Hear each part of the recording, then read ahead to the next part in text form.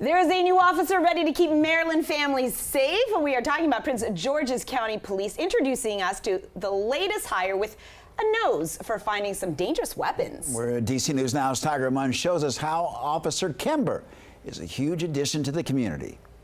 Prince George's County Police have officers working around the clock for gun-related cases. But as of November 2024, they got a new officer on the case, and she's making an impact on all four paws. Yes, good girl. Good girl. Good girl. Canines aren't new to the department, but Kimber is a special girl, being the only firearm detection canine in the department. And her impact is felt on the job and in the hearts of the office. There's a good personal relationship, so it's, you know, they'll text, call, email, and usually whenever they call, we come. I've been with the County Police Department for a little bit over 18 years, and I've had some awesome moments on this police department. Working in homicide was very rewarding.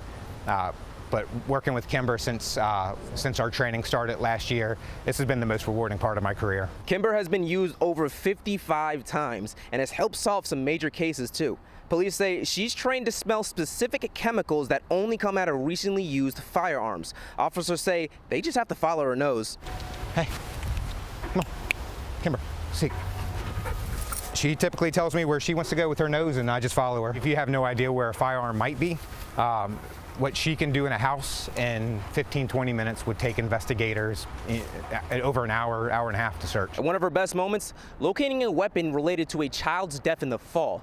And the police are confident that Kimber is going to have a lot more great moments. Reporting in Lanham, I'm Tiger Munn, DC News Now. Great to